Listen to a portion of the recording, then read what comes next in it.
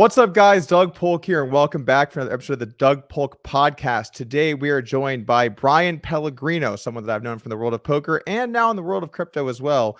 He's working on an interesting new project that he's excited to talk about today. But before we talk to him, I want to let you guys know, last week we had Garrett Adelstein on the pod. It was a fascinating one. I think a lot of people really enjoyed hearing his story about poker and mindset and his experience playing live poker. So if you've missed that, make sure you check it out.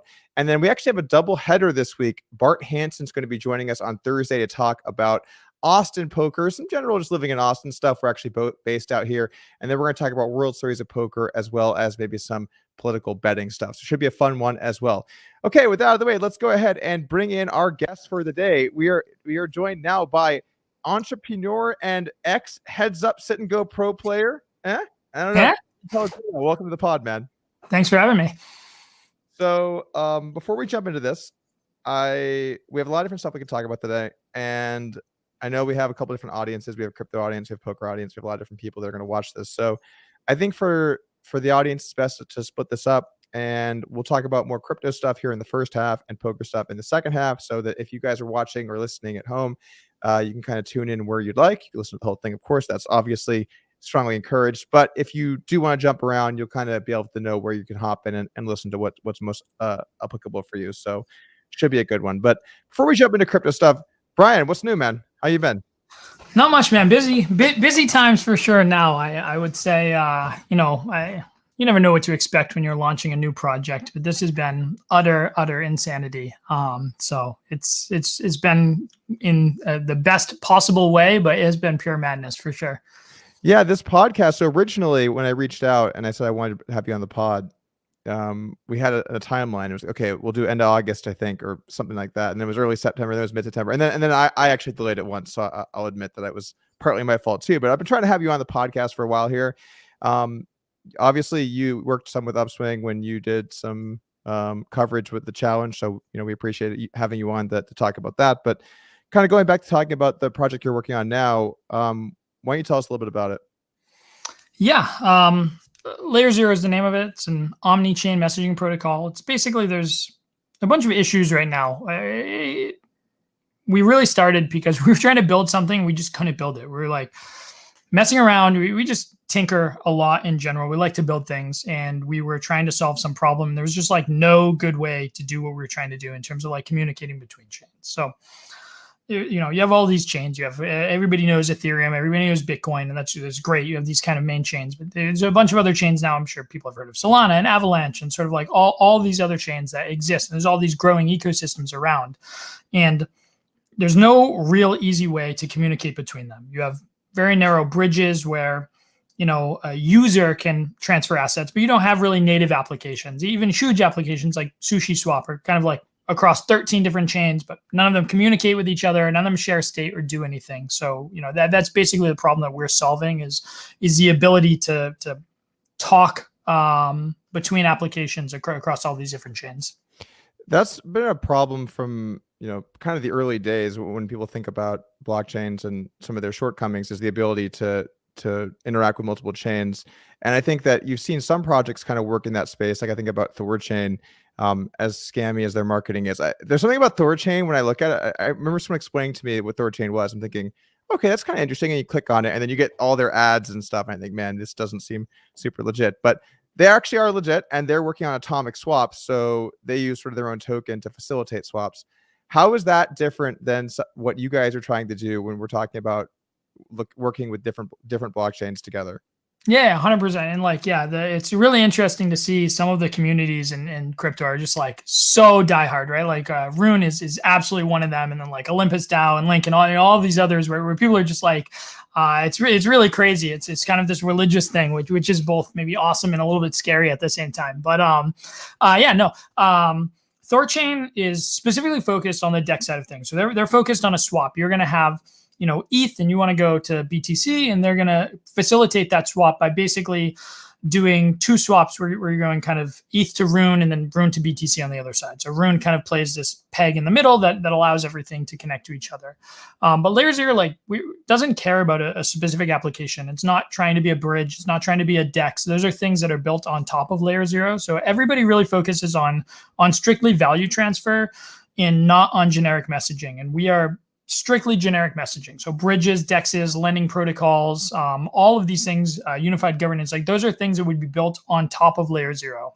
So a clear example of something that may be more of a generic message than a value transfer is like, let's say you want to collateralize ETH on Ethereum and borrow, AVAX on Avalanche or borrow Sol on Solana, right? That if you want to do it now, it's something like, you'll collateralize your ETH on Ethereum. You'll borrow some asset. You'll bridge it where you pay a fee. You'll swap to AVAX or Sol where you'll pay a fee. You'll farm.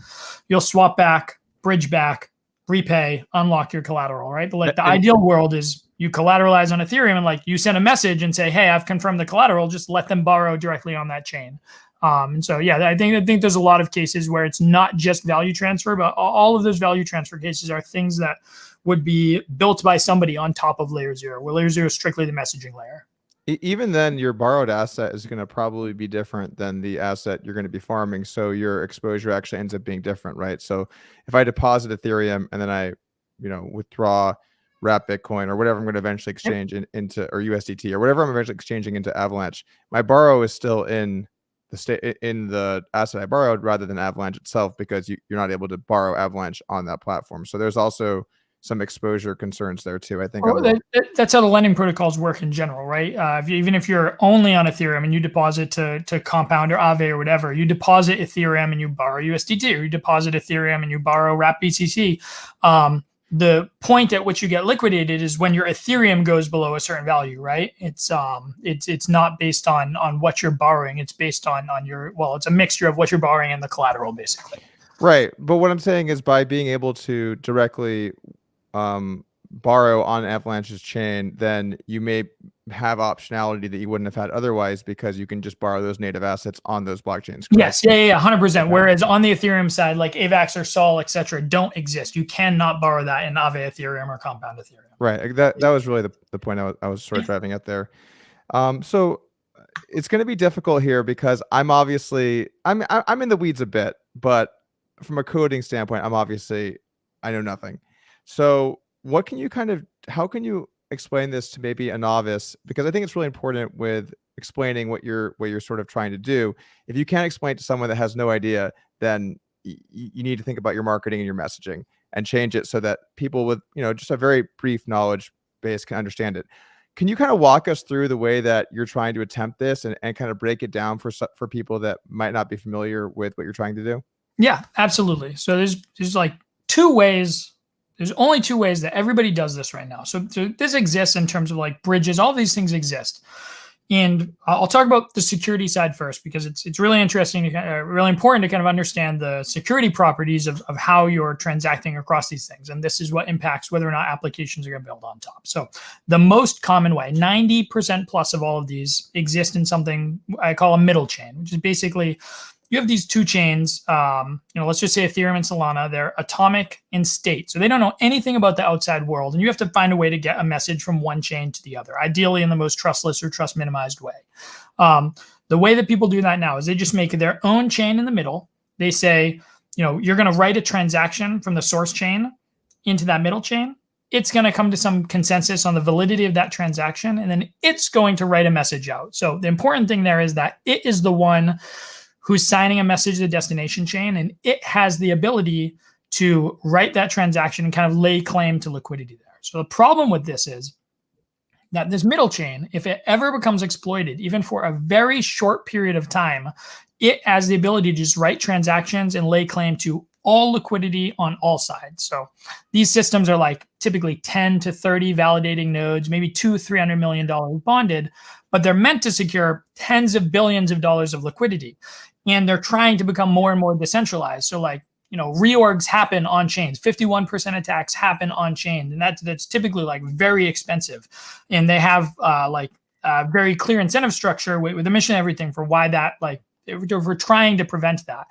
On the middle chain, it's very, nothing builds on top of it. It's much less clear why those incentives are. And like, if you just need to be able to basically take over this small amount of nodes and a couple $100 million in bond to tap tens of billions of dollars of liquidity, like it's just a huge honeypot. I mean, this is why you've seen like there are not many applications right now building who are like natively multi-chain, because it's just a scary mechanism to push off. And there's a hack kind of recently, Poly Network, where the hacker basically made himself the only validator in the middle and just immediately took, almost $1 billion on all sides. He just wrote to the chains and said, hey, all that money belongs to me. He actually just took way too much money was the problem. If he'd taken a little less money, he might have gotten away with it. He might not have gotten caught, had to give it back. I know it was an amateur mistake by him. He could have siphoned off a little bit, but in terms of like network security, it's a big issue. Right. So that makes sense. I actually haven't thought about things from the security side of trusting a sort of a third chain to facilitate. I think with a lot of these things, I think, and maybe the Poly Network one is different. I'm not too familiar with that chain specifically, but a lot of these transactions, there's only two chains, correct? Like for example, if I'm going over the Avalanche bridge, I'm essentially freezing my Ethereum assets on the Ethereum network and then I'm being given these assets on the Avalanche network. And then if I ever want to go back to the original chain, then I bridge back over by essentially burning the tokens that were given to me on the new network, and then thus it unlocks the frozen assets on the other token, right? So isn't that a way where you don't need to have that third party bridge in the blockchain in the middle? Is, how does Avalanche know when to mint? Right? Somebody needs to tell it. You can make a message where you lock assets on Ethereum, but someone has to tell Avalanche about it. And that's basically the problem, is who's the one and how do you do it in a trustless or trust minimized way to tell Avalanche what's happened on Ethereum? Like that's messaging at its core. Well, I don't know. You tell me, man. You're yeah. Okay. Yeah. I know. No, I'm not gonna solve this. We're fucked if I'm the guy who needs to solve this. So, I should say there is one other approach to doing this, which is what Cosmos IBC does. I'd be remiss kind of not to mention it, and that's to run a complete light node on chain, which just means you're going to take the entire block history from one chain, take their block headers, and write it onto the other chain, and vice versa. Once you do that, amazing. You have the complete block history. You can just submit a transaction, do the walk, and validate it. But the problem is writes on blockchains are really freaking expensive. So you're talking like tens of millions of dollars per day to kind of write these histories to Ethereum per chain you're tying. So it's just like not a viable solution right now for Ethereum EVM system. So I guess there's two ways I can go. I'll talk about what we do first on the security side, and then I'll talk about kind of that minting mechanism for existing bridges. So we invented something, which is kind of what enables all of Layer Zero. We call it the ultra light node, which is basically the process of being able to stream one single block header on demand and validate it directly on chain. So rather than needing the complete block history, you stream one on demand. How this is done is basically we split it up into two parties. One party is an oracle. We use the established oracles, so Chainlink, Band, Pyth, etc. Well, Chainlink and Band right now, Pyth, etc. will hopefully be in the near future. And then a relayer, which is an open permissionless system. And I can kind of skip over what's happening, but they're both passing pieces. The oracle is passing a block header, which contains a receipts root. The relayer is passing a transaction proof, but it kind of reduces to two interesting properties. First property is that the worst case security of this configuration is still equivalent to the best case security of the chosen oracle. So if you choose Band or Chainlink of your oracle, whatever it is, so you choose Chainlink, the worst case of the Layer Zero configuration is that the oracle and the relayer are the exact same entity. They're basically in collusion with each other. They just agree on everything, right? They're the same thing. And even in that case, it's still as secure as the Chainlink done. Like that, it's predicated on being able to defeat basically the oracle. So worst case of this, equivalent to the best case of oracle security. The other interesting property is that even in the case when the oracle has been exploited, it's become malicious, it's in collusion with RelayerA, and they're performing an attack. Only user applications accepting messages from the oracle and RelayerA would be affected. Anybody using relayer B through Z, completely unaffected. Anybody relaying their own transactions, completely unaffected. Anybody using any of the other oracles, completely unaffected. So you take some huge central pool of risk, and the risk becomes very heavily sharded or siloed across these specific oracle relayer pairs, which is just like a very attractive property to have in a system like this. So That's the security side. That's how we approach it. And then in terms of like what it can do, well, one thing that you're describing is exactly how that works is on all of the existing bridges, you're essentially locking an asset on one chain and minting it on another chain. And then you're burning that and redeeming it. And this is great when everything only existed on Ethereum because nobody really cares. That's totally fine. You're minting some synthetic or derivative asset over on the other side. You're going to burn and redeem it. But now you have a bunch of projects who are natively deployed on a bunch of chains and they're running this problem. So like MIM, Magic Internet Money is one, where MIM is deployed on multiple chains, but they use AnySwap as a bridge. And so what happens is, maybe they issue $1 million on Avalanche, but then $5 million worth gets locked up on Ethereum and gets minted over the AnySwap bridge. And what happens now is that the $1 million of MIM is a different token than the $5 million that has come from Avalanche, come from AnySwap. So AnySwap or any of these bridges, they mint you their own version. You're getting a vanilla wrapped, basically ERC20. And so if your token has no functionality and you're not deployed natively, maybe that's fine. But if you have functionality within your token, like a rebasing token or anything that has custom functionality, all of that's stripped out.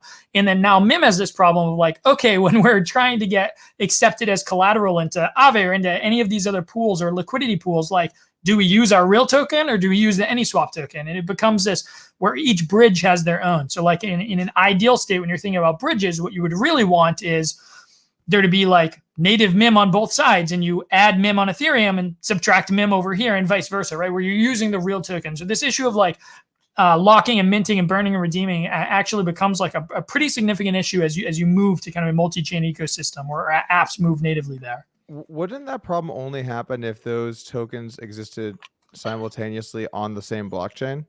Is that what we're talking about here? Yes. Because if they're on different blockchains, then you could just use the most commonly used asset on that blockchain, right? Like the AnySwap bridge could give you the token that is the standard for the chain that you're moving to, right? Yes, but AnySwap owns that. So now, what if you want MIM to be accepted in the Avalanche bridge? What if you want it to be accepted in any other bridge, right? Those are 3 different versions. MIM doesn't own the contract that mints. AnySwap owns the contract that mints it. So you're not getting real MIM. You're getting any MIM, and then you're getting, MIM.E or whatever the Avalanche bridge would give you, and so on and so forth. So you get this kind of disjointed presence of your token, again, with all the functionality stripped out, but more importantly, like you're basically completely beholden to that bridge. You don't own your own token. You don't have the ability to mint your own token. Everything has to become a central pool of issuance and go through that bridge. And you're married permanently to that bridge's architecture. Okay. Yeah. Interesting. Going back to security for a moment here, you talked a little bit about using oracles, and I guess I just wanted some general thoughts there. I'm a little bit familiar with Chainlink, and I feel that they seem to do at least a good job of their oracle compared to some other ones that have caused issues with some of these different DeFi protocols. What are your thoughts on the oracle landscape as it is today, and who are the big players? Maybe you mentioned another one, Band, I think you said. Yep. What are your thoughts on it? Maybe Band versus Chainlink, or just oracles as they are today? Yeah, I mean, I think in general, Chainlink has like a fairly dominant position. I think basically anybody can see that. They do a great job in terms of like integrations and propagating out within the ecosystems. They power a ton of liquidations across DeFi. Like they're very widely used. Band came later, I think, and again, I should get, I guess, some clarity on that, but I think Band basically has a slightly different way that they handle security within the network. I think Band is more of like a permissionless system where Chainlink is basically, and again, I'm sorry to all the Oracle people if I'm butchering this a little bit, but Chainlink basically has like verified nodes, right? So they can hand select the nodes within their network. Brian, I'm sure the Chainlink guys are known for not being very into it or caring very much. So I'm sure if you mess up something about Chainlink, they'll be cool. No one's going to tweet at you. I wouldn't even worry about it. Definitely. No. So Chainlink, like the Chainlink brings in kind of like trusted or semi-trusted entities, and their kind of Dawn structure is almost like a proof of authority, but not really, right? There's still some consensus being formed between these entities, but I believe Band is like an open system, and Chainlink is like, we're going to bring in I don't know, I'm just making up companies, but like, big companies basically are going to run a validator within this network, but we're going to have chosen them. People are going to trust them. And eventually people are going to bond into the system. So it's kind of like different approaches. I think Band may be slightly cheaper on the transaction side. I don't know. Pith is very Solana focused and very like price and data feed focused. And then there's some aggregators. I don't know if it's Alpha or there's a couple that basically also aggregate oracles. So the landscape is like pretty nascent, but it's a very important piece of everything in that like you have certain pieces of off-chain data, whether it's like weather or price feeds or any of these other things that you need to be able to do to power liquidations or do any of these things. And I think it's really important to have that. I think there should be some kind of distinction between like, you don't want your oracle, they're not meant to basically become this arbiter of like transaction value or truth or a bunch of things, but they're very much meant for like pieces of data and being able to provide that in a very trust minimized way. And I think they play a really important role within the ecosystem. My understanding of Chainlink was that its sole purpose was to lose me money every month. And I have to say, it's been doing a very good job of that for some time. Do you think that there could be a bit of a shakeup in the Oracle space, or do you think that Chainlink will still continue to be the dominant player for the future? I think it's hard to say. I think the biggest things basically within the Oracle space that everybody considers is reliability. I think that is by far the most important piece. Like you do not want, when you're trying to trigger liquidations on Aave or on something, like you just can't have that not be at the highest possible level of reliability. I think cost comes into play the more that they're used. When you're paying like Ethereum's child transaction rates, like it matters in terms of what that's adding to the things that you're doing and how that's being passed on to the user. And then it's really just ubiquitousness, right? Like you want to be able to use a similar, at least structure to be able to do all of these different things. So whether it's, the oracles are used pretty commonly for random numbers, for random number generation, which is like an off-chain thing that happens and then passed on chain. And again, for price feeds, there's like very common use cases. And I think as these get more and more integrated into a bunch of different applications, you kind of want to use the same structure. So you want an oracle who is going to be doing, I guess you want either a hyper optimized, very specific one. So maybe that is Pith just doing like just price feeds, or you want one that's doing everything because you're going to be using multiple components within a system. All right, that makes sense. Taking the Oracle information and applying that to layer 0. What's the importance of using oracles to for security with layer 0? Yeah, I mean, I think if you're not doing that, you are coming up with your own kind of structure on security, and you need to incentivize that and do everything. And so we were of the opinion that like oracles have a great base level of security, but if we were in application building on top, we're not sure, if we're, 10, $20 billion, like we're not sure we'd want to trust that to any off-chain entity, Oracle or not. Like we just don't want some middle chain who becomes the arbiter of that. So this is kind of where the relayer concept came, where if you are relaying your own transaction. So say you're Aave and you're responsible for $20+ billion. And it's kind of a concern as you're moving across all these chains to have all of that exposed to some central party, because $20 billion is like a huge honeypot. People will try to break that and try to sort of capture this value. And so if you Aave basically are relaying your own transactions, as long as you're not colluding with the oracle against yourselves, like you have complete control over the security. Like the worst case that can happen is the oracle turns malicious and it just fails against your honest block headers. Like that just doesn't validate and nothing happens. There is no way that they can kind of lay claim. And I think that's really the big risk, is like you want some structure that again kind of gives you a worst case security as being that oracle. That oracle level is worst case. That's a great worst case to have, but you want to have the levers to be able to do what you need on top of that to give you security, because we are dealing in huge numbers, and I think it matters. It does matter. And when you talk about the amount of money sort of as a honeypot, whenever I'm looking at protocols that I potentially might want to farm DeFi in, I always look at the TVL and the audits. And usually if you have a reasonable audit and a high number on TVL, you're generally speaking going to be safe, unless maybe it's BSC. But you're typically speaking going to be pretty safe. What are your thoughts on using that as sort of your framework for, is this a safe place to be? Because we look at sort of the DeFi landscape. The biggest hack ever was for 600 million. It was too much money. The Poly Network guy everyone came after him, and he eventually ended up giving the money back. So there is some level where it is just simply you steal too much money and people just won't allow for it. You get attacked on too many sides. Is there a certain TVL where if you're farming, you should feel somewhat safe just by the virtue of how much money is currently there, or should people still be, careful when they choose to invest in something like Aave? I think everybody should be careful no matter what, but I think Timex uses a really great framework for this, which is basically just TVL over time, right? The longer that honeypot has existed, the more attractive it's going to be. If you have, $1 million in a contract, like the best hackers are probably not looking at it. If you have $5 billion in a contract, it's very different if it's been live for a week versus if it's been live for a year, right? Like over a year, everybody who's going to have wanted to try to sort of find ways to trim off or kind of exploit pieces of the system, I've probably taken a look at it. It becomes a much more interesting problem, whether it's just the intellectual side from white hats or whether it's sort of the black hat side of what value can we extract. I think those large problems get those eyeballs, and therefore you can assume that they're more hardened. Are you worried at all with Layer Zero that, hey, if we fuck this up, it could cost just infinite dollars? Not to try and scare you here on the podcast, but when I see something like that, I would think, oh man, I would. There's such a responsibility here to not mess this up and not essentially lose people money. Do you feel any kind of pressure with that? I mean, on anything smart contract related, it's just like you can't be pretty good or really good. Like it has to be perfect.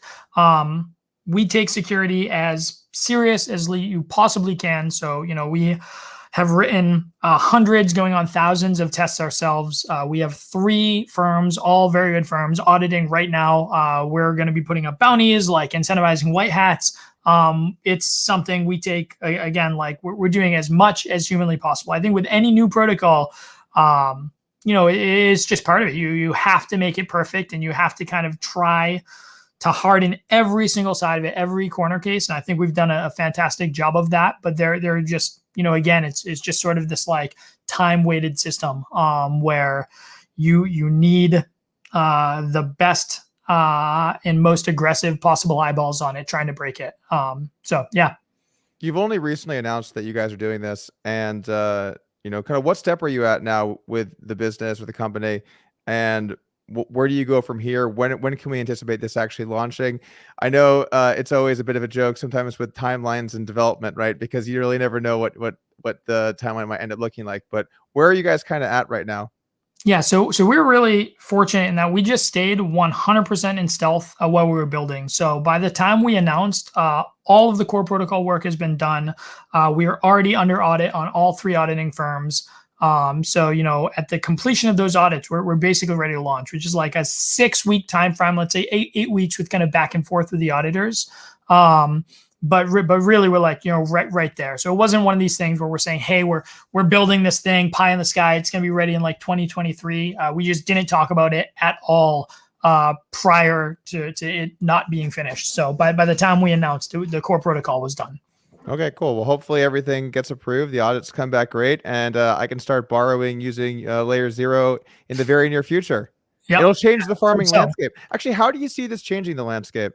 I think there's a ton of applications. I think some of the most frustrating processes right now are like, again, just, I don't want to harp on sushi. I love sushi, but like the fact that sushi exists over all of these different platforms, but like you can't swap sushi on chain A to sushi on chain B. You want to go, ETH on Ethereum to, whatever native on that other destination chain. Like you can't do that. You need to swap it, bridge it, and then do another swap, or you need to do all of these different steps where like as a user, you have to leave Sushi's flow. You have to do all of this. Like in an ideal world where this stuff is connected, like, yeah, you're just going to click a button. You're going to say, I have this asset on this chain and I want to go to this asset on that chain, and like done, right? You click the button, you wait the time, and it's finished. And the user doesn't need to leave this process and do it. Lending and borrowing, like huge application when you're talking about being able to do that destination lending, unified governance, anything that's deployed across multiple chains right now, like none of them tie their governance together and none of them do it well. Sushi each is like its own structure. It's not a sushi brand that ties governance. Aave, all of these. And then like we've seen a bunch of interest from things that we weren't really anticipating, which is like the NFT and gaming side is beating down our door in terms of like you're running a game. You might want to have like the main thing that you're having, the final NFT or your castle or whatever you're building live on Ethereum, because like that's where the most eyeballs are, and that's where like the transactional markets are. That's where OpenSea primarily lives.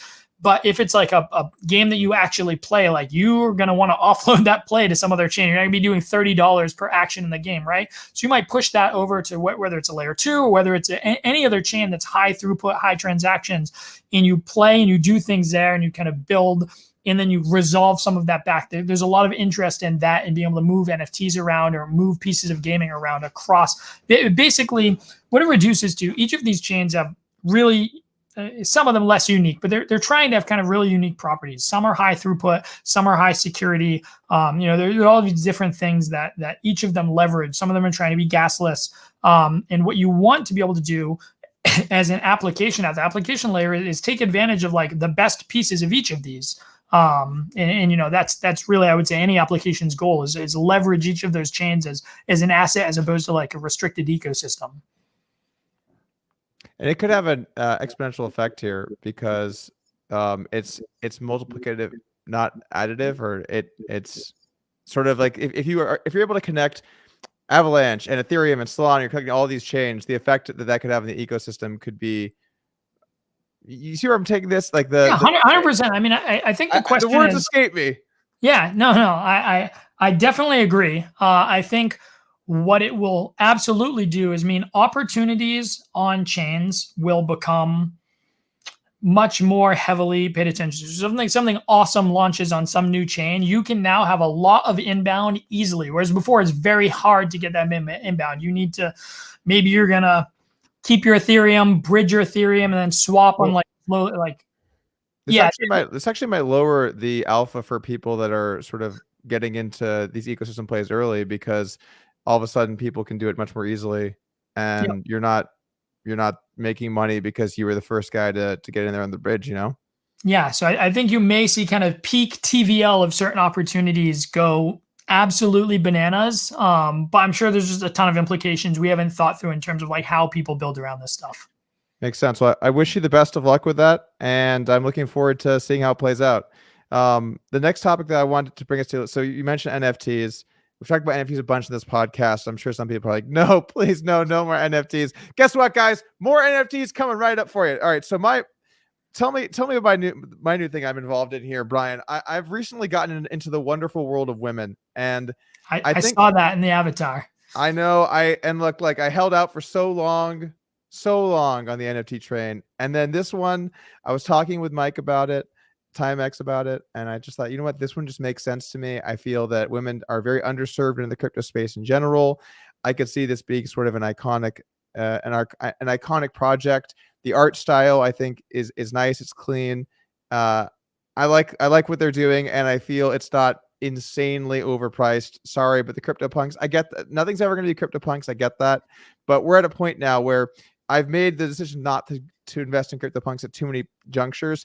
And now we're looking at what's the NFT floor price for CryptoPunks? 5 billion at floor pricing. We're just, the ship is just too solidly sailed for me to be a part of it. I need something that us humble farmers can be a part of, and the wonderful world of women for just a paltry sum of $5,000 per piece of art at the floor. I was able to get in there, and now I'm on board. I've got the avatar. I'm one of you guys. You have your avatar over here too. Am I a part of the crew now? Listen, I think when most people approach NFTs, they typically are looking for like, what profile picture resonates with me most profoundly. And when I saw yours on Twitter, I was just like, this is Doug, right? Like this is him. He's found the one. I will show the chat here, because it really does resonate. It just says, when I think of myself, I really like to think of this. See, guys, this is me. There you go. Here we are. Yeah. 2021 in all its glory. That's it, guys. That's all I have for you. You're now one of us. I'll say that. You've joined the crew. Well done. All right. Good. I didn't want people to think I wasn't, with the times, but we're embracing some diversity, and I do feel that women are a little bit underserved in the space, and I think it one day it could be that successful women feel that this is something that they purchase to sort of promote women in the space, and empower women in technology. And I think that I know you were talking before. There was like a rogue project too, right? It was pretending to be very women centric, but actually had all male founders and was kind of like a farce. Someone was saying that as a conspiracy about my World of Women, and that is not true. We have real women in World of Women. At least one. There's at least one woman. So it seems legit.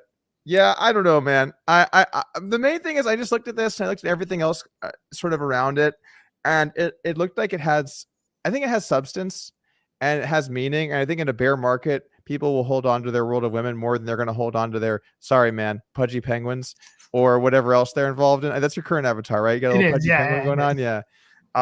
Not to say that pudgy penguins aren't, extremely valuable and legitimate. The reason why I pivoted to pudgy penguins is so we had 3 punks, and we're letting our 3 co-founders, we're all using them as our avatar, and the price just got too crazy, and we sold the punks. And Ryan, particularly our CTO, was so upset about it, losing his punk. He loved it so much that he forced us. He basically said we have to pick one right now, and like we all need to have them together. And so he settled on penguins, and we ultimately went down that route. But I'm a fan of the penguins for sure. I'm gonna have to play something as well for the audience here because it is simply too good. It is I put me into this project. You know what I'm talking about with this? Have you heard about this? Is this Cole? I don't think I've heard the clip. I've heard the guy who was saying like my penguin is me and kind of crying. Yeah. So we're gonna try something for the first time here in the podcast. We're gonna try and play a clip, which I don't know if this is gonna work. So if you guys can't hear this, we can go ahead and just cancel it. But this clip is entitled "These Guys Seem Sane." Let's listen to it together. If you guys can't hear this, let me know and we will stop the clip.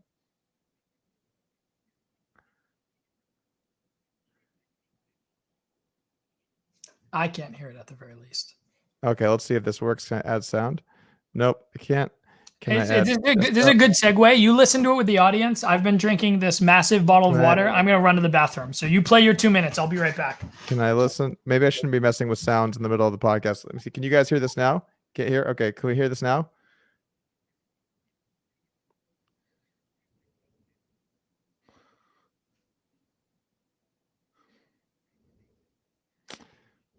All right, guys. Well, it might be that this is not possible because I can't figure it out, but let me try one last thing here. This is what you get for trying new things on the podcast.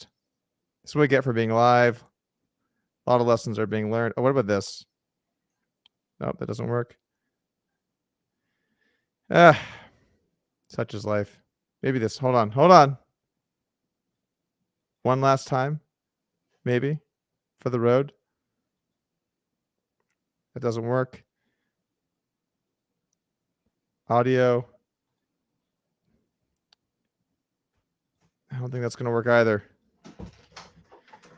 Well, no. Okay. Well, didn't work. The point of the matter is that penguin people are crazy. Did they seem sane on that clip or no? They did. They did not seem sane in the clip. The guy's talking about he didn't invest money into the project. He invested him. I invested me into this project. It's some really great penguin stuff. And maybe people will care enough about their penguins that during bear markets the polar ice caps won't melt. Who knows? So you guys just picked penguins randomly? There was no, because I've seen Fedor Holes has one of these. I've seen a few other people. Weiss, of course, he was sporting it until he did his own cash or NFT project. What are your thoughts? So we already had a bunch of penguins early. We bought them super early, and we just kind of we try to stay on top of just trends within crypto in general. And so we bought a bunch. But Ryan was so upset over the fact that I had sold these punks that he was just like, "Listen, we're picking like the penguins, and we're putting them in the vault, and they will never be sold. And if you sell them, I'll kill you." His words to me. So he just wants like a team cohesive avatar, and that's what he settled on, man. He was scrambling post punks. All right, fair enough. What are your thoughts on NFTs? Do you think that there's still some upside from here? Obviously, the run up in punks was pretty wild. Of course, you owned a few and were part of that. Do you see other projects following a similar trajectory? Do you think that there's still ways left to go for punks? What are your thoughts? I think that there's always, or at least for a while, there's going to be huge new booms, right? You're not going to stop seeing new projects that have the chance to go like absolutely insane. I think that's just the nature of the space in the same way that you see with crypto projects regularly.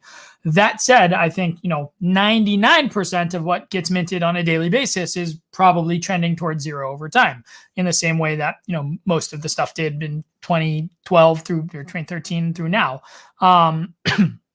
And so I think, I think it's just about finding the right stuff. Like the quality is going to live out. It's kind of like, SM Pratt style, like older, minter, rarer, better. Like in general, like I think that's sort of the hierarchy for things. And there will be new things that catch on and sort of like have staying power. Like Bored Apes showed this and a bunch of others. Like if you can build a community, there's absolutely space for it.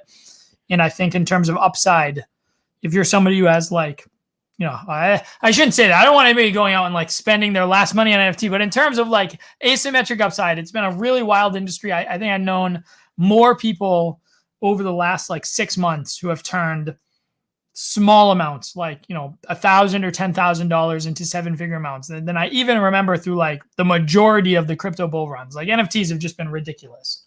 So not financial advice, guys, but if you want to turn 10,000 to $1 million, Bryan Pellegrino has told you that he's seen more people do that than anything else. So just make sure to take that let's say 10 of your last 15. So you still have 5 behind, and you can just thank Bryan on Twitter. What's your Twitter handle, Bryan, so that when people do really well on their NFTs, they can thank you. This is sad times. Please don't do that. Buy JPEGs responsibly. But it is how do you even do that? How do you do that? That's a good question. That's something that somebody else needs to solve. I've got my own problems I'm working on. All right, changing gears here. What's sort of your macro cryptocurrency view right now? Where are we headed? Where are we at? What types of currencies do you think are good plays? Can you maybe just talk about macro philosophy at the moment? Yeah, I generally, to be honest, most people spend most of their time thinking, or a lot of their time thinking about this stuff, and I typically don't. Like great. I think the market's shown me time and time again that the market is just like it's its own beast. I'm not going to be able to predict where Bitcoin, etc. are. I think my thesis for the past 8 years has been accumulate as much as I can of both of the primary currencies. I think I try to get in very early to anything that seems interesting. But I think it's like ultimately I think the biggest gift that you can have in the space is just researching anything and basically forming conviction. I think having conviction in the space, again, there's so much higher asymmetric upside than almost anything else. You got, the Loma Chucks of the world who are just like 10,000xing like 15 different investments. And it's just like, make a thesis, research it hard, and execute on it. And this happened with NFTs, guys like D's who have come in and like just completely killed it from like a very low amount and just have this process, and they have things that they believe in very fundamentally. And you have the same thing, whether it's interoperability side, whether it was like the sort of proliferation of like layer ones and these trade-offs between them. Like that thesis did amazingly well. A bunch of these others, the DeFi has done amazingly well. So I think it's something where you just can't be good at everything. There's way too much information. Stuff moves way too quickly. You're way better off just like finding things that are interesting, getting really firm conviction on it, and just like making your bets and having that 50, 100,000x upside, whatever that ends up being, right? Because otherwise you're just going to be like, oh, it's gone up 20%. Somebody else told me I should do this. Like, or it's even worse, it's gone down 20%. Now do I keep holding? Do you end up just holding to zero? Do I cut? Why was this a bad play? At least when you have some sort of thesis or conviction, like you can learn from it. How do you gauge the size of your bet based on your conviction? Because let me give you an example. So for example, me with Bitcoin, when I first found Bitcoin 7 or 8 years ago, I had a lot of conviction in it, so much so that it was one of my main investment plays that I've made over the years. But I still had a fairly diverse portfolio, and you can look at it. Hindsight's always 20/20, right? So you can look at this in one of two ways. On one hand, I did really well for myself, and I have plenty of other investments, and everything has gone great. On the other hand, I would have made 5 times as much money by having done nothing else other than owning Bitcoin. So how do you figure out how to size your bets based on your conviction levels? Because when I looked at Bitcoin, I always thought, okay, I believe in the premise here. I think that money based on math and logic makes more sense to me than a government printing. I think long run, there's only going to be 21 million of these. Demand will increase. These will increase in value, but there will be a lot of variance along the way. How do I size my bet there? How do people size their bets when they find the NFT? Let's say you get into NFTs, you got NFTs 6 months ago, or even you get into NFTs today. How do you size your bets based on that conviction? That's really a difficult thing to try and do. Yeah, completely agree. I think I think there are a bunch of different ways to approach it. I mean, the first overall thing, and it just kind of ties into our academic research with Facebook, is like I really kind of believe that the framework of regret minimization is like a pretty good one. I think people learned a very hard lesson. But I thought there's only two things: shame and regret.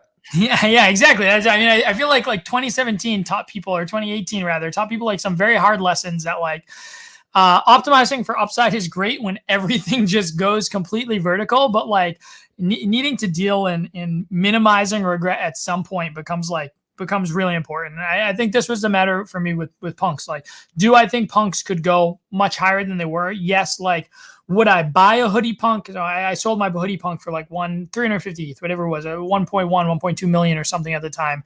And so, you know, the questions I was asking myself is like, one, would I pay 1.2 million to get another hoodie punk? And the answer at the time was like, no, I wouldn't. And two, like, if this went all the way back down to zero and I had my hoodie punk and didn't have 350 ETH, like, would I regret it? And I was like, you know, yes, I probably would. Right. And so I think a lot of it is really just framing that, like, a lot of times you have a thesis on something that starts to become true. And so whether this was, you know, anything, the DeFi, synthetics, or Uni or Sushi, or whether this was the layer one stuff and you're an early investor in Solana.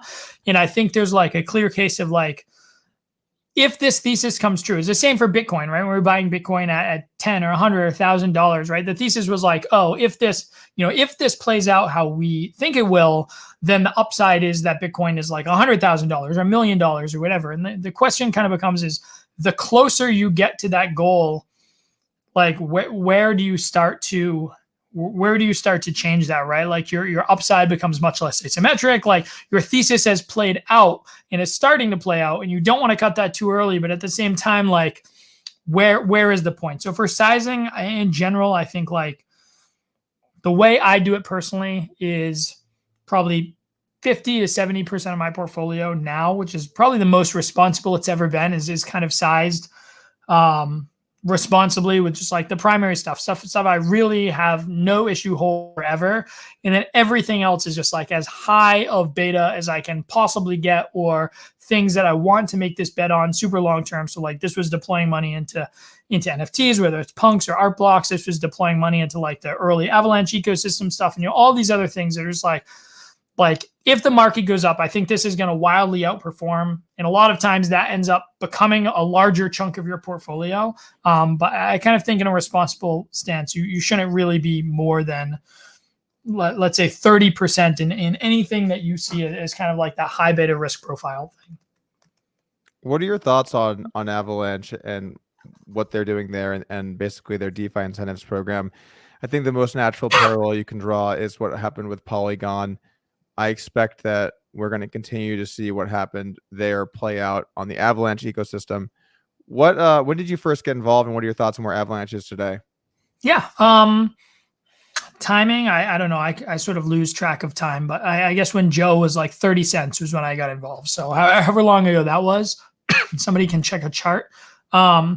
I think what Avalanche is doing is super interesting. I think they made one of the better bridging experiences for what exists today. It was just like easy to get on. It was a nice experience. You didn't have this process of, so for other bridges prior, like you come from Ethereum and you land to that ecosystem, and then you don't have any money to transact in that ecosystem to pay gas. So now you need to like go externally, and you have to go to some exchange and buy that asset and send to the wallet and claim your transaction. It's just like a total nightmare. Like nobody wants to do that. And so Avalanche, like, for amounts over certain amounts, they airdrop you like a little bit of AVAX, and now you can transact across the ecosystem, which is super. It made it super nice to use. I think anytime somebody's going to throw like 200 million to $1 billion into an ecosystem of just like pure incentives, the TVL will come. And I think when the TVL will come, builders come. And the question is just, can they make that have longevity? Like, is what they're building actually interesting enough? And I think it is. I think they have a lot on the tech side. They have a lot of really interesting properties on Avalanche that make them quite attractive. So, but who knows for most of these ecosystems whether or not that will be. I think any ecosystem who does this huge incentives program will get that huge boost. So they're going to attract TVL as everyone wants to farm all of these rewards, because now the risk just becomes much better and everyone's willing to do it on a risk adjusted basis. And then when there's so much TVL being thrown around, everyone's making money. Like, people just start building stuff. They start forking and building. And then the question is, those incentives run out, everybody leaves. Like, is there still an interesting enough ecosystem to thrive? And they've done a pretty good job with it with their early projects. So, like, I think Joe is awesome. The product is great. Everybody seems to love it. They're doing creative things. And then the name is great. Name is great. Exactly. You have Ave and Curve and all these other big ones coming in. Trader Joe reminds you of the store. I'm in. Yep. That's what I mean. Sometimes it just takes a solid meme. The Joe versus Pangolin. The Trader Joe versus Pangolin sort of change in market share over the last couple of months has been interesting to watch, especially because when I first got involved in the Avalanche ecosystem, I purchased relatively equal sizes of both, thinking one of these will win out. I'm just going to have both. And today has been the first day I'm starting to think maybe I should just let go of my Pangolin or my PNG, because it has just been so brutal for PNG for so long.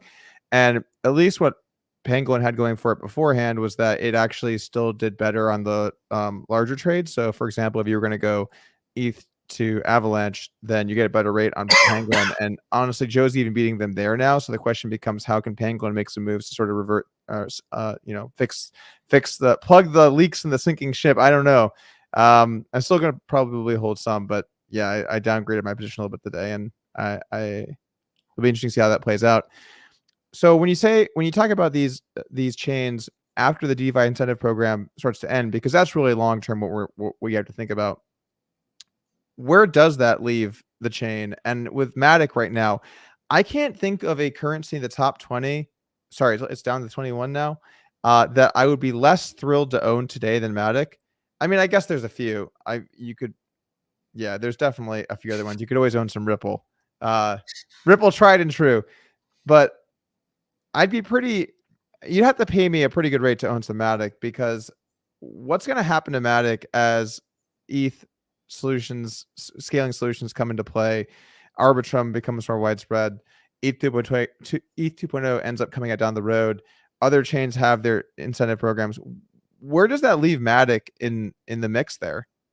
Yeah, I mean, I think they need to find their own identity, right? They position themselves early on as kind of like an ETHL2 basically, some de facto ETHL2, but now you have sort of Arbitrum and Optimism, and they are going to become more and more hard pressed when Arbitrum and Optimism are kind of actually leveraging the security properties of the underlying layer, right? So they have like a obviously cleaner claim to this L2, and so I think Polygon needs to do something that again, it had this great early, like the Titan the Titan implosion, I should say. It wasn't a hack at all.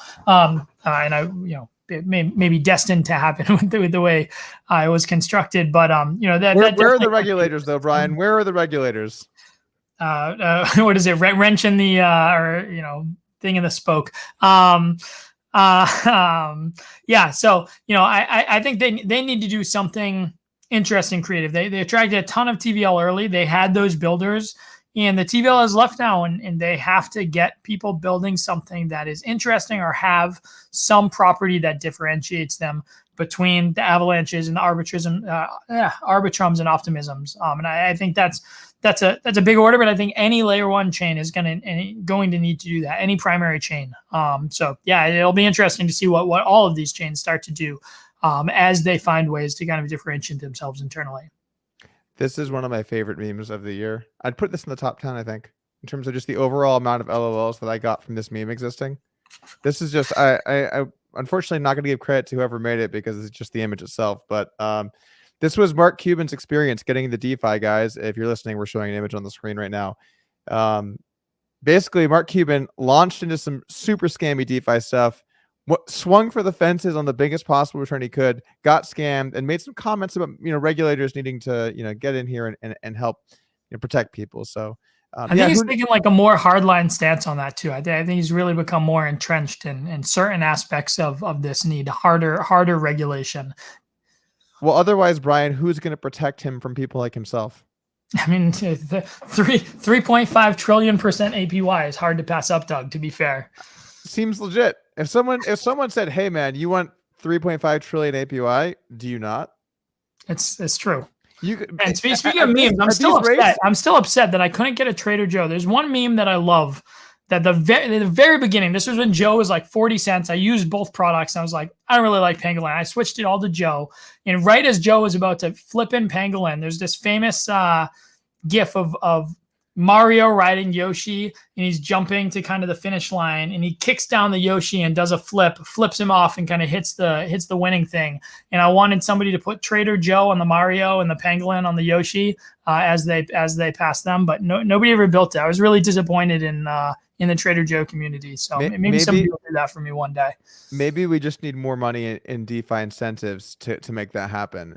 I think we might. These are the big problems. Avalance, where's the grant for memes? So yeah. Last couple things I want to talk here about crypto stuff before I want to get into poker subjects. We kind of talked about ETH Gas a little bit here, but do you feel that ETH Gas is really limiting its ability to increase in value right now? Because I look at ETH Gas and I look at trying to do anything on Ethereum. Just the classic example, I forget if it was this morning or yesterday or what, but I go on to do some transactions and I'm about to send something and I look at gas price and it's 555 Gwei. Okay, well, we're not doing this morning. And those moments happen kind of a lot. And yeah, I mean, average price might be 100. I'm not sure what it's at, but 100 is still extremely expensive at current ETH prices. ETH's kind of unusable for common people to use. It's kind of unusable for only slightly rich people. You have to be very rich to be able to use Ethereum. Aren't people getting kind of priced out here? And do you think that maybe that's why we're seeing so much of the value in these networks like or blockchains like Avalanche, why they're increasing in value so much that people are looking for ways that they can be involved, that they can actually afford to use? So it's not something that I worry about that much. And I see it more as a testament to how much demand there is on Ethereum. So I know a lot of people take a different stance on this. One, I think at a technological side, this is something that can be solved, that ETH 2.0 will ease, that L2 solutions will ease. And so I do think like this is something where it's just technology. There are going to be ways to scale this better over time. I think the main thing I look at is across all of these ecosystems, and that's not to say that people aren't doing interesting things, because there are lots of interesting things being done. The single only ecosystem that people natively build on, I actually thought it was a bit of a mistake for Solana to go with Rust instead of going with going with Solidity or going with any other thing that people are kind of more well versed with. But one thing I think has really done for them is people who build in Solana are building for Solana, right? Where every other chain, people are building for Ethereum, and then they're like trying to capture some value on another chain. It's very rare that you see a project like, okay, Trader Joe is one, and Binance Smart Chain had it where like, Pancake and some of these others, like there are a few that are strictly that chain, but the majority want to be on Ethereum and then kind of want like satellite instances on these other chains. And I think until we see that become less of the case, that it's really kind of hard to make that case, and that it's short-term woe for like just a long-term testament that ETH is where everybody wants to be, and ETH is where all the demand is. But I do think Solana is kind of the counter case to that like people are building on Solana. They're building on Solana and nothing else. Like they don't care about the external ecosystems. You can't fork the code and throw it on an EVM. And so it becomes like it's really turned into its own ecosystem. And that's kind of nice with Solana. Note, I have never owned Solana. I have not even looked in Solana that much. There's just simply too many things going on. You kind of have to pick your battles. And yeah, I got owned. I own nothing. I own 0 Solana on the run up. I am poor, Brian. But anyway, I'm the same way in terms of owning 0. I watched Sam with that sort of historic tweet, and like I watched the entire run up. I own some degen apes for some of the early Solana NFTs, but other than that, very little.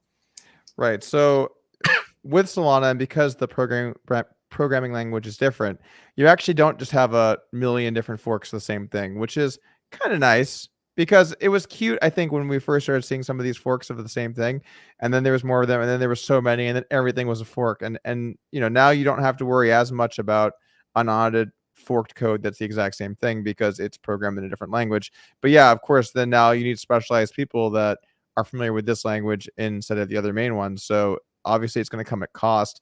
I guess the good thing for Solana is they have the backing and the power, and really, Sam, to be able to make it so that you get good developers in to use this code, right? Where maybe other projects wouldn't have that same luxury. Yeah, I think that's the ability is like now they can just stay insulated a little bit longer. Whereas like almost anybody who's building on these other chains, unless they're trying to capture a very specific audience, are like building for ETH and this, right? They're building for both. And so a lot of that value gets driven back to ETH. It's possible for people to migrate over. The people who are in Solana, they're not leaving. The people who are using those apps, like there's no, and you'll get forks in Solana, right? Like people just fork the Rust code, but it means that they build for Solana first and Solana only for now, which gives them kind of time to have this walled garden where they try to create their own network effects that ETH has been able to do.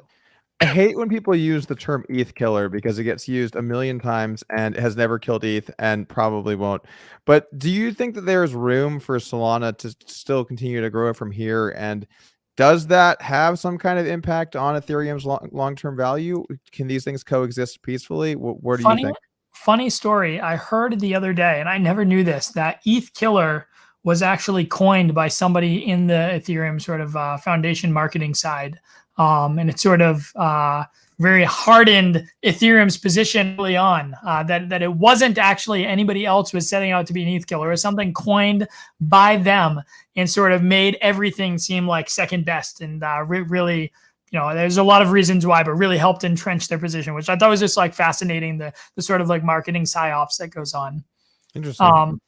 So in terms of an actual, ETH killer or something that becomes more primary, again, the network effects are just so strong on ETH. I don't think so, but I do think, like, I firmly believe in kind of the multi-chain future where, again, you have these really strong trade-offs between chains and you have these strong trade-offs between ecosystems.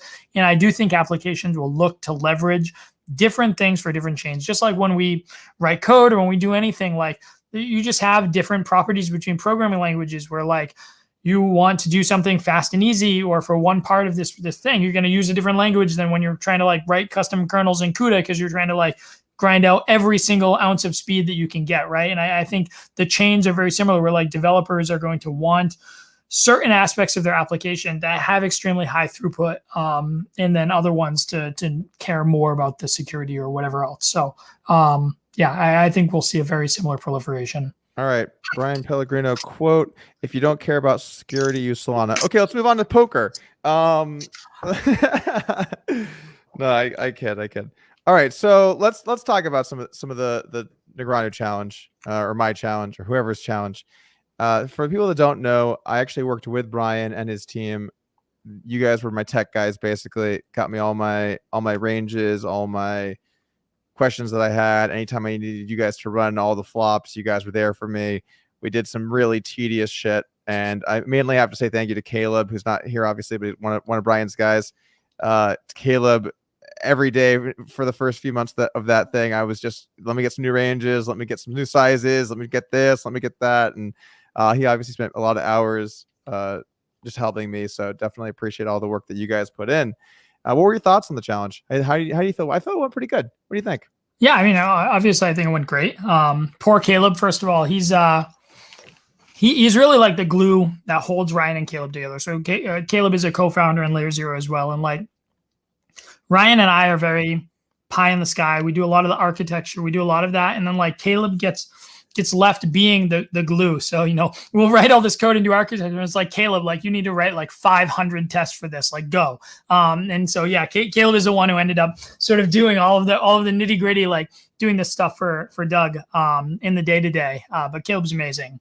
I thought the challenge went great. I think it was watching you do the challenge and just the way that you prepared for it. I don't want to hype you up too much, but that's okay. You can hype me up. Show me like a couple of things. One, honestly, I think you approached the challenge in a way that like worked harder than almost anybody else I've seen do something similar. Like was very apparent after, like, oh, this is why Doug went from like 25 NL to like the highest stakes ever, right? Like, you're just an animal, which is sick. It's awesome to see. Thank you. And the other thing that really stood out was I think like, when I think about trying to solve complex games, I typically try to think about like fairly complex strategies. Like I think my intuition would be, hey, I want to learn a strategy with like a bunch of different sizings and all of this crazy stuff. And, maybe hit like 75% accuracy, but they're going to be putting a lot of spots that they don't know about. And your approach was really like, I'm going to have a strategy, like a simple, straightforward strategy that may not be like optimal in some GTO world, but I'm going to hit it at like, whatever percentage accuracy, and just really like crush that and deeply understand kind of like how to nuance between it and understand how to move ranges around and stuff. And I thought it was really non-intuitive and interesting to watch, and kind of made sense in hindsight. So it was really fun. Well, thank you for the kind words on the work ethic stuff. I mean, that's always been my advantage. I'm not naturally gifted at poker. I've said that a million times. I just always outwork people, and I basically worked on that. I worked on that challenge so many days. I was just up early, messaging Caleb, "Hey, can I get some ranges?" Poor Caleb, man. But that's just I had to win. I had so much on the line there, just in terms of not just money but reputation. It was extremely important that I won that, and I wouldn't have done it if I didn't think that. When I issued the challenge, I didn't think he was going to accept it, but when he did, I decided to give it 110% and give it everything that I had to make sure that I won it. As for simplicity of your strategy, this is something that's really important, I think, in poker, because as we see more and more what a perfect strategy looks like, we recognize that there are so many different sizes and strategies that need to be part of a theoretically optimal strategy.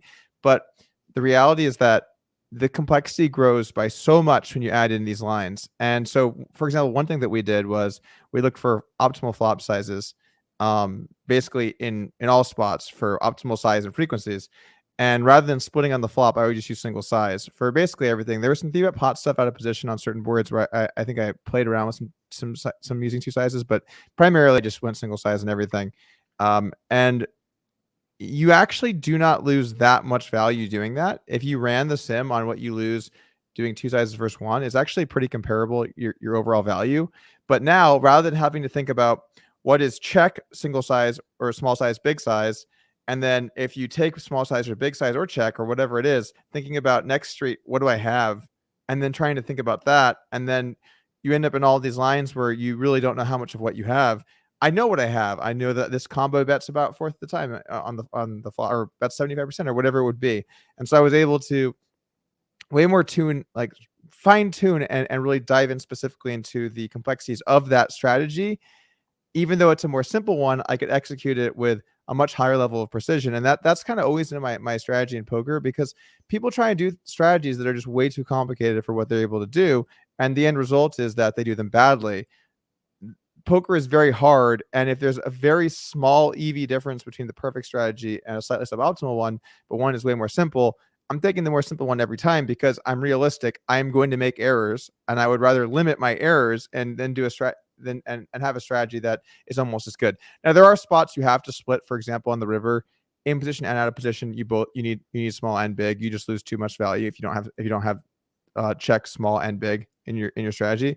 Maybe in position you could even argue for three sizes, but at least two. So you're going to have to eventually split somewhere. But the reality is that most people don't need to be getting nearly as complex as they think they do, and they might actually just be losing value by doing that. Yeah, I would have definitely fallen into that category if I was in your shoes playing that challenge. I think I would have tried like, all right, let's come up with this crazy strategy, and I maybe would have learned the hard way. Yeah. So when you played poker, did you only play heads up sit and goes, or what else did you dabble in? No, so I mean, it was I started playing poker when I was like 15 and a half. So just heads up sit and goes then. Yeah, just heads up sit and goes. No, dabbled in everything early on. Found heads up sit and goes when I was maybe 19 or something. I think what happened is I was playing MTTs before that, and I went to Budapest for a year to study abroad. And MTT schedule was just like brutal. They were like ending at like 11 a.m. It was just a nightmare. And there was some random post of a guy on 2+2 who's just like bragging, like, I just coached this guy and brought him up to making 10K a month.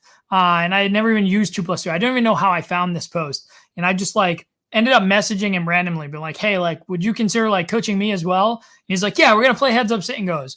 And I got into it, and we stopped the staking coaching like fairly early on. I just loved like being able to kind of set my own schedule and do everything. And then ultimately, I played a bunch of live MTTs and all that stuff. But at the tail end, I had taken a break to start and sell this DFS site, and then to do some machine learning models for kind of MLB stuff. And I came back for 1 year, and I was like warring to get into kind of like the highest stakes at Zipzingo's, kind of like have this cartel system. And I was just like not enjoying it that much. Yeah, the old cartels. And I ended up finding this push or fold on 888, which was like, it's called push or fold. You min max buy-in was 5 BB, but you can play as deep as you want. And I ended up playing up that up to like 501K. I had my best year ever, had the highest EV ever, and just like retired immediately after because I just hated it. I couldn't bring myself to play anymore. I didn't know what it was. But push or fold made that last year much more enjoyable. And I was playing reasonably high stakes cash at that point, 6-figure pots and yada. So it was an interesting diversion away from the heads of Zingos at the end. What happened where you felt like you couldn't play anymore and you wanted to retire? Really, when I came back, it had been after, I sold the daily. So poker got shut down in the States, scrambled, didn't know what to do, went to Montreal, played for a summer, came back, started a company, sold the company. I was like, what the heck am I going to do with my life?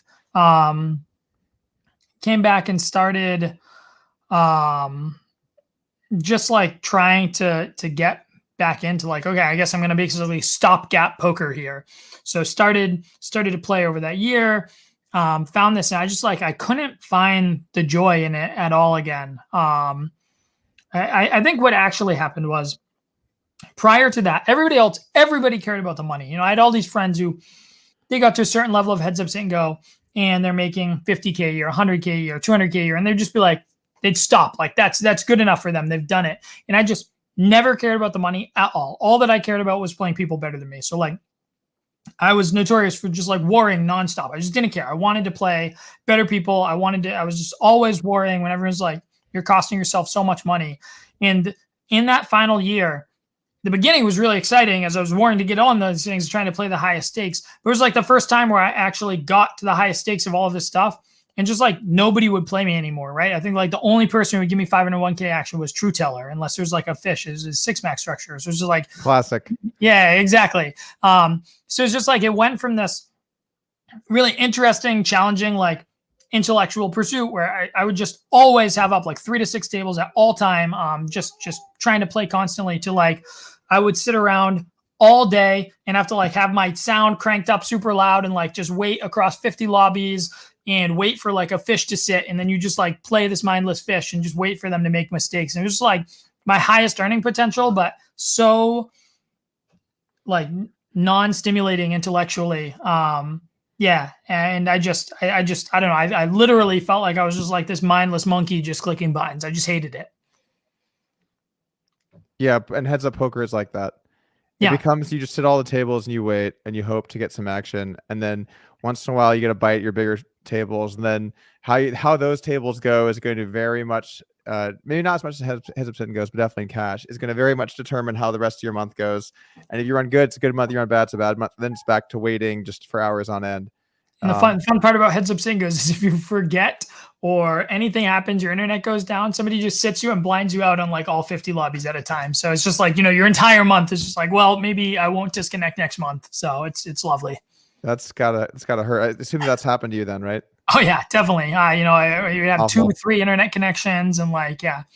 Well, the thing about poker is, I enjoyed playing, and at some point you realize that your time is done. And it's time to sit out and never play again, which is why my favorite player when it comes to sports is Brett Favre. Now, I like Brett Favre because he knew when he had to hang up the gloves, he was done for good, and he wasn't coming back. That's me. One time, off into the sunset, a modern day Brett Favre. Thank you, Brett. You are an inspiration to us all. Amazing. All right. Had to give an ode to Brett Favre. With poker, towards the end there, did you? So it was just the monotony of just playing fish. You weren't in it for the money. You wanted the intellectual pursuit of playing. Yeah, I mean, obviously the money's great, right? It's just a benchmark for everything.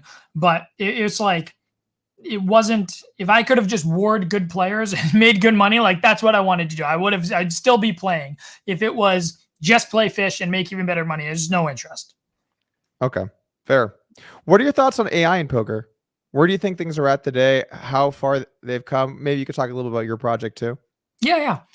So we did research with Gnome Brown and Facebook AI Research. We actually did independent research that was picked up by them and published with Gnome and Facebook. And it's kind of yeah, so I know no. Yeah, I know you do. Yeah. He was at the AI versus bot, sorry, humans versus AI challenge, both rounds.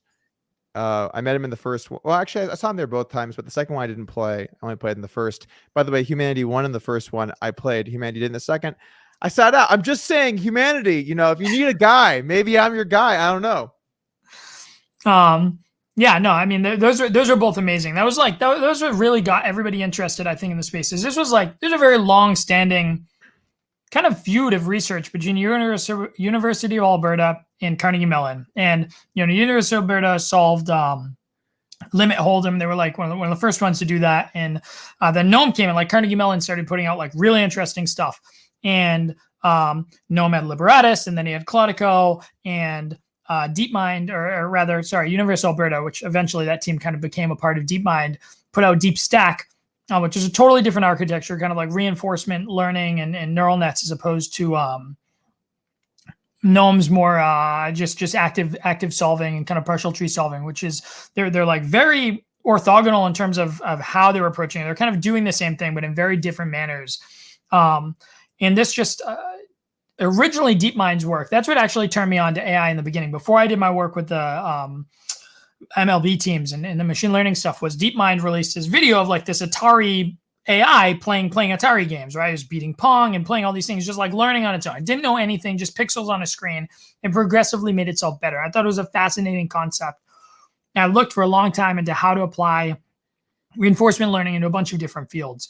And so when this kind of research was going back and forth between the two, the DeepMind architecture I thought was like amazing. It was just something we knew very deeply. And so we started researching like, what could you do to make this kind of like, because it seemed, the problem with all this stuff is the way that it gets benchmarked. And like, I don't want to call out anybody, but like, you know, a lot of times you'll see like, oh, it's just played against like 20 professionals for like 500 hands each or something, right? And the professionals are like Chris Ferguson, or, you know what I mean? Just like totally, I don't even remember which group kind of had him play, but you know, it's just like totally random. And you're like, okay, how good is this actually? How practical is this actually? And so I started looking to like, what can you actually do to make something that's interesting or seemingly relevant on that time? And so there's a competition every year that happens, the ACPC, which really sucked because right when we did our research, they stopped running the ACPC. Yeah, it's done, right? Okay. Yeah, but prior to that, Slumbot was kind of like the most famous one. He had won the 2018 one, and so we like used Slumbot as a benchmark for what we're benchmarking against. We just kind of went down the rabbit hole of like trying to do something interesting. We had this kind of gap. Where we weren't really doing anything. It was just like fun to work on. And at the same time, so we were also doing AI work for, we worked on like autonomous vehicle stuff. We worked on green robots that basically go around greenhouses, taking pictures of like tomatoes and are responsible for like tens of billions of dollars of produce. Like we worked on all these really cool applications. We were looking into drug discovery. There was something where we should just like kind of test our chops and like trying to do this cool thing. So we just kind of build it and we're working on it and got stuck for a little while, kind of like 6 months. And then we had this breakthrough and we did it and we like showed it to Gnome. Just randomly, Gnome was like in town at the NeurIPS conference. And we showed it Gnome and Gnome was just like, this was like really cool. You guys should really publish like what you're doing here. And he just helped like formalize like, okay, like what does this look like in terms of an academic paper? Like what are the ways to benchmark this? What is the ways to evaluate versus existing systems? So I think ultimately it was something like 5,000 times faster and more performant than DeepStack, and just like, you know, crushed Slumbot for 22 BB per 100. I think maybe like 18 EV BB per 100 or something. It was really fun. Super interesting research. Had to get super low level on a bunch of stuff, but obviously like being able to reconnect the poker stuff with like all the new stuff was really cool.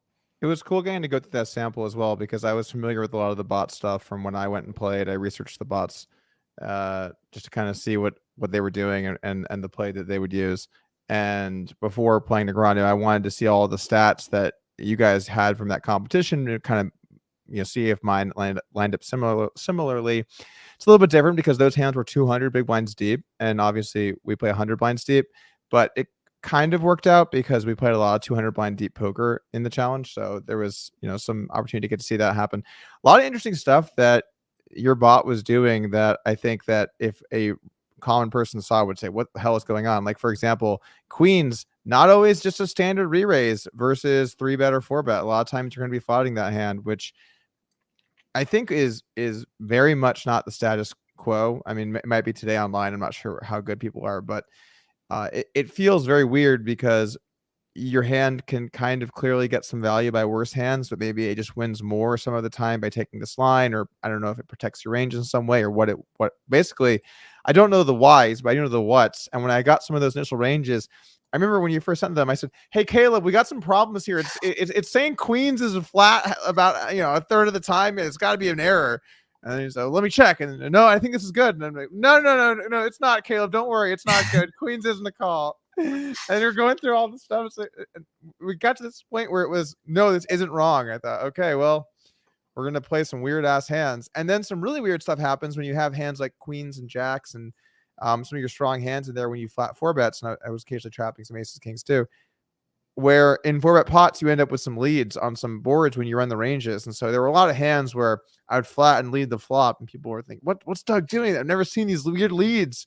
And I'm thinking to myself as I'm leading, me neither. I don't know what this is, just what the math tells me. The Sims actually really love some leads, and some boards they almost lead range. Boards like Jack 10-8, the big blinds leading almost range when you flat 4-bet. So I got some really interesting outputs, and I got to play some kind of cool spots, and it was fun getting to see these solutions and input them into my game and get to play these unique positions. Yeah, I mean, funnily enough, we have no clue why it does that stuff either, right? It's just like not something that we actually understand why, which is why we always like Doug, I trust you that you're right. Like we're gonna go and check, but we can't find what would be causing this. But no, I think definitely in everything prior, the biggest area for improvement was definitely pre-flop. And so when you're talking PO solver, any of these other solvers prior, like preflop was just done in a way that's using like this very small subset of boards or these very like minimized trees prior. And so being able to take that and actually solve something where you can solve like these huge complex preflop trees and solve it over, you're using a neural net in terms of like the heuristic function, but in a way that gives you this interesting representation of like a full tree. Really, I think was the largest divergence from strategies is everybody looked at it as what we said. And we had annoyingly had to build this converter because, I think it was like 250,000 hands against Slumbot. They were all done with like Slumbot's APIs. We were just like basically 6 tabling. We had all these instances hitting Slumbot, and we actually had it where we were causing Slumbot to like go down or like torch our database instances in Slumbot. So we were saving them all internally, and then we had to like write a converter to be able to import them into poker. Like show we had to do a similar thing with the first bot challenge where we got the hands in the ACPC format, and so one of my buddies had to write a converter from the ACPC format into the normal format so you can import it to Poker Checker. Yeah. So no, it was super interesting and definitely fun to see people say like, I guess eventually it was just like, no, like I'm pretty sure it's not wrong, but I'll check for you. But it was fun to see people like really have their minds blown on certain parts of it. So it's just cool to see something like that. So I checked the sample your bot played in that challenge, and it was doing it. So I thought, okay, well, fair enough. But then it was doing it at 200 big blinds. So if it's doing at 200, it might, maybe you shouldn't at 100. But if it's using the same inputs for that it was using for this, then it kind of just has to be right. So sorry, I got something in my eye or what's going on over here, but yeah, basically it just has to be right. So I just trusted the math, trusted the logic, trusted the numbers, and I went for it. And I think it went pretty well. And it definitely puts your opponents in some tough spots when you start leading some weird boards and having these strong hands that they're not anticipating. And so maybe people also play badly against that. I know that's not the logic of why it does that, but you get that nice added effect too, which is people play a little bit, maybe a little bit poorly against those strategies. So it's always nice too. All right. So going back to Poker AI, I think that there is this looming threat sort of an existential threat to online poker, which is just the strength of AI. And of course, no one would know that better than someone that played Heads Up Sit Goes back in the day, which is those are the easiest form of poker really to solve and have a bot beat humans. So where are we at with online poker kind of as we move forward? Do you think that people should be concerned about playing online? Obviously, things like cash, where it's, set stacks and stuff, seem a bit more worrisome than tournaments. But how should people feel about playing online poker in today's environment? And do you think it's just a countdown until AI is eventually just going to solve all of this and people need to move over to playing live poker?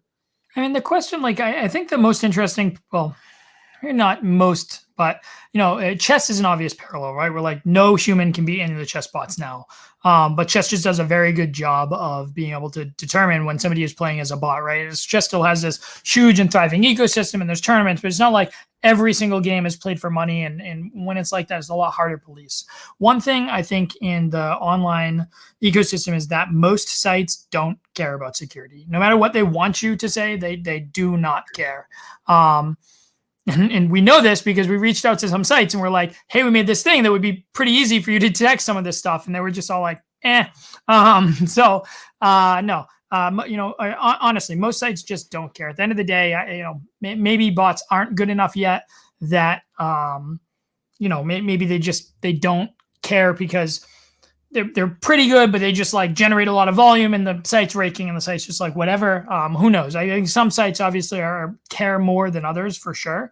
But I think, is it going to get better than any human? Absolutely. 100%. I do think research in the area at the academic level has slowed down a lot. Like I think GNOME has largely moved on to other problems. I think the Alberta team went over to DeepMind and they're kind of solving completely other problems, still in game playing, but away from other games. So people approach StarCraft and Dota, and GNOME is doing cooperative games. And he was doing this game that I've never played. What the heck? I can't think of the word when you like make treaties with somebody or something. I don't remember it. Supposed to be super interesting. I was just talking to him. I'm sure it was fascinating. It was so interesting. Yeah, I can't remember the game itself, but yeah. So no, I think absolutely AI is going to crush humans. It's an inevitability in a game like this, and I think maybe even more so. And like, it's a little bit harder to get right in a probabilistic game as opposed to like a pure fixed outcome. But I think it will certainly happen and get more progressive. But I think right now, right, all the AI is focused on just playing GTO, right? So it's like it's not made to exploit or do anything that's meant to maximize winnings. Like it's just made to not lose money. That's all it's trying to do is like find this Nash equilibria. And so, maybe there will be work done in finding like optimal exploitative strategy, and that would be a lot scarier, I think, for the online landscape. But I do think whether it's 6max or MTT is like, if active research was going in from kind of like the top researchers, I think both are like a matter of a couple of years of research away at best. And probably I'm gonna apologize again. This water is killing me. I'm gonna take a 1 minute break. No problem. Take your time. Here we are, guys. The sound of my voice. Oh, we have the same chair. Oh, mine's in teal. Look at that. All right. Let's see. What else do we got coming up on the podcast for you guys? Bart Hansen is going to be joining us on Thursday. A lot to talk about. I'm considering the idea of opening up my own card room here in Austin. We're going to probably talk about that, talk about poker in Texas in general. By the way, guys, if you've not been to Texas and played some poker, holy shit. Texas poker is swinging. People are out here. They are playing poker and they are loving it. And I just have to say that it is some pretty juicy games going on out here. Let me see here if I can find this. Nope, not going to find this. There's a couple streams I've played on. If you guys want to check those out on the big rooms here in Texas. So you can check those out. But yeah, I'd recommend if you've not gotten a chance to play poker in Texas, to be honest with you, having been around the country playing poker in different places, I'd say the worst place you can try and play for a living is in Las Vegas, unless you need high stakes action, in which case it's the only place probably. I guess LA is probably okay. But realistically, the most indie games I've played in my life have been in Vegas. California has some outstanding games. Texas has some outstanding games. Pennsylvania has outstanding games. But really, Texas has outstanding games. I'd recommend checking those out. And he's back. Okay, where were we? What would I ask you before you bailed on me? What were we talking about? We're talking about like the future of AI within the space. And basically, I think a lot of problems in academia kind of resolve down to this state where I think most of the people who are best suited to solve them kind of see it as a solved problem now and don't care anymore. Like even arguably when we did our research, like a lot of, people would consider the problem being like 80% or 90% of the way there, whether debatable, whether or not it actually had achieved kind of like world class at that time. But I think now like anybody who's interested in actually truly solving it for like intellectual reasons, it's just like doesn't care. And it's not an interesting problem. Everybody's moving on to other things.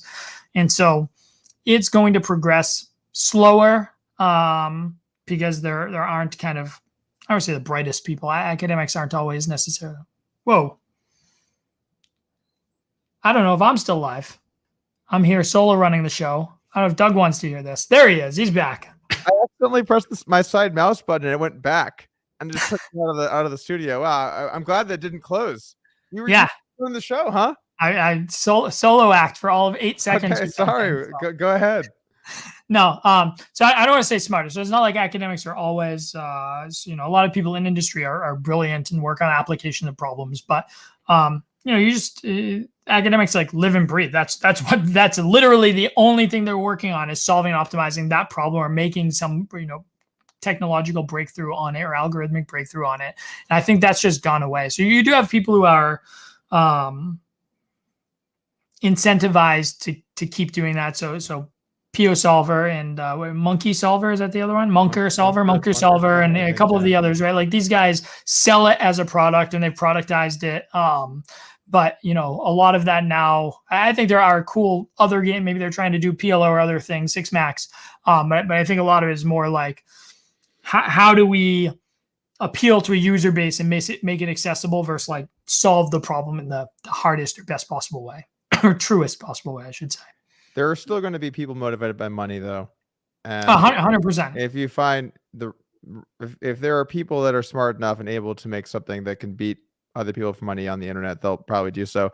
I think that the biggest factor is how aggressively sites go after these people and protect their games. And that's why you need to play on sites that people really care about. And I'm going to give a plug that I was not paid for today, Brian. I was not paid for this plug, but he just did such an awesome job that I feel like I got to give a plug here to Rob Young with Party Poker, because there was recently a thread on an uneven distribution of buttons going to certain players over other players.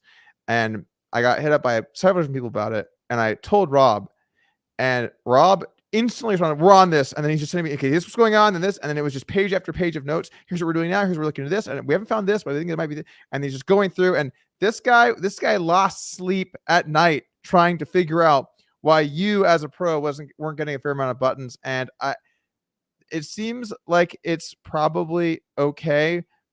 I don't want to give it an inaccurate description of what occurred, but they're 100% on it and care very deeply. So Party Poker putting their best foot forward, at least on that front. I'm not saying that they're the best site to play on by any stretch of the imagination or something like that, but it's good to know that there are people that care and are aggressively trying to fix these things. You want to hear that in the site that you're playing on. And realistically, as AI becomes stronger, that should become more and more part of where you decide to play at. Definitely. And it's been interesting. I think since I left poker, like Party Poker, when I was young, like when I was like 17 or whatever it was, Party Poker was like the place. It was like Party in Paradise. And it was like early. It was just man, Paradise really throwing it back. Yeah. And then, and then it was like Full Tilt and Stars just took over everything.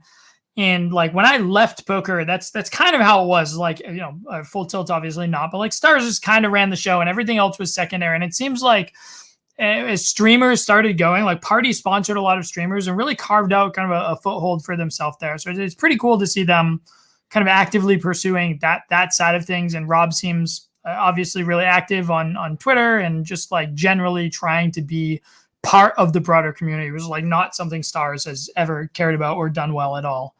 Yeah, Stars is interesting right now. It seems they're pivoting a little bit because they had about 4 or 5 or 6 years of nonstop, let's go after the pros, let's increase the rake.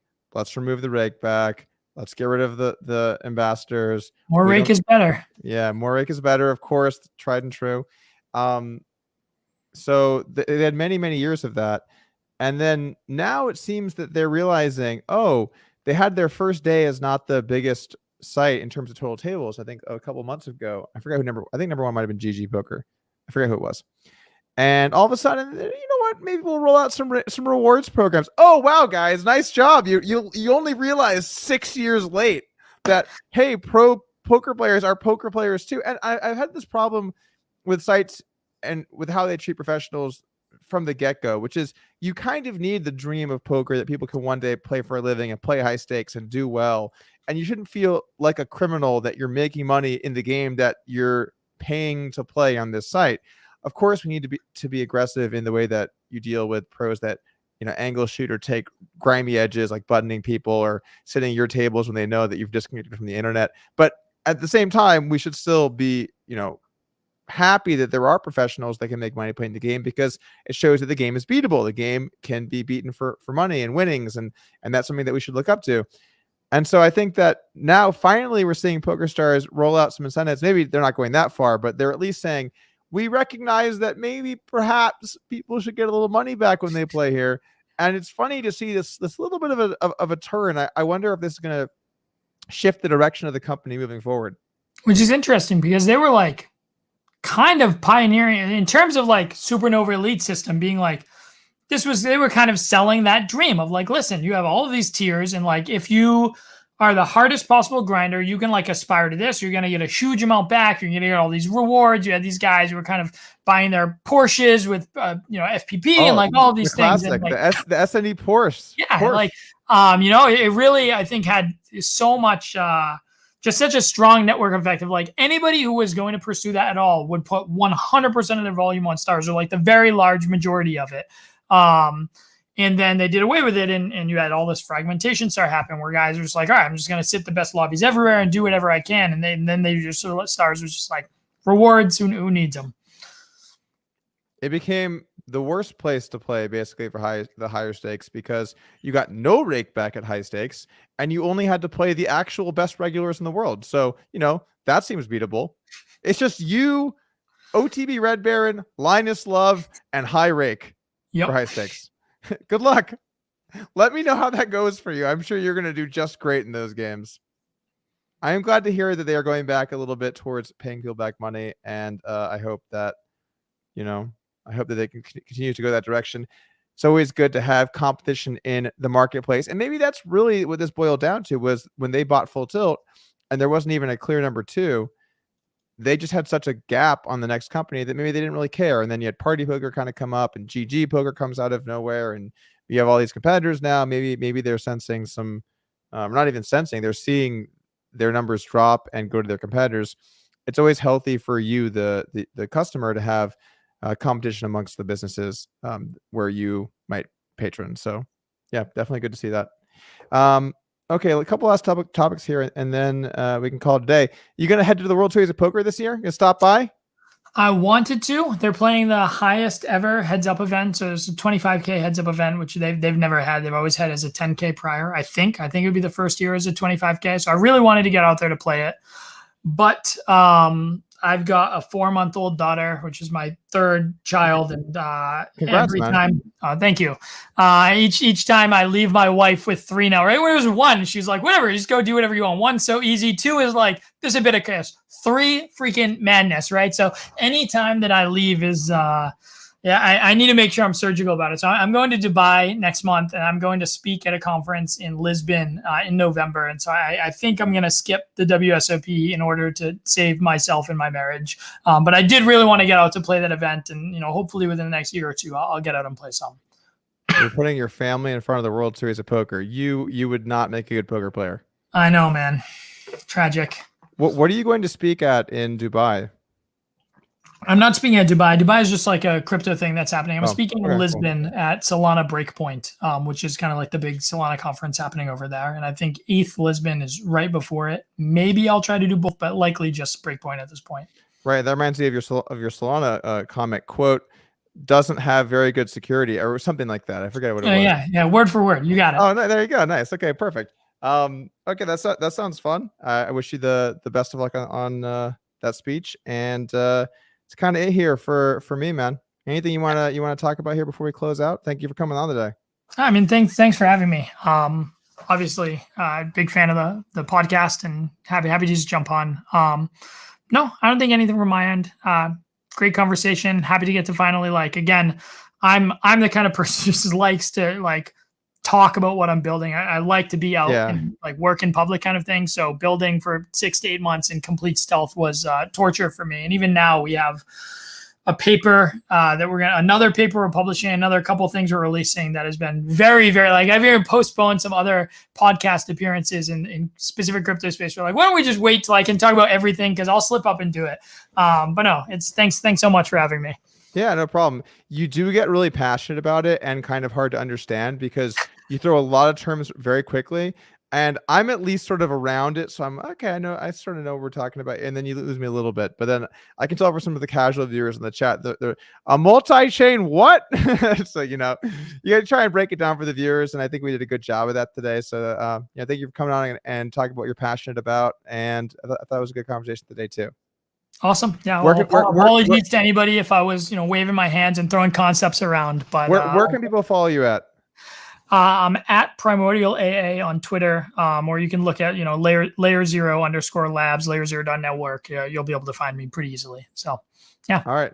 Sounds good. Thank you, Bryan. And thank you guys for tuning in today for another episode of the pod.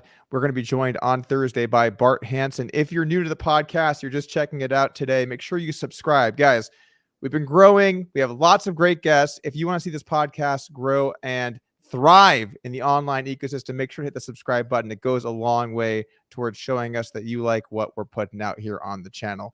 That's going to be it from me. Thank you guys for tuning in, and I'll see you on Thursday.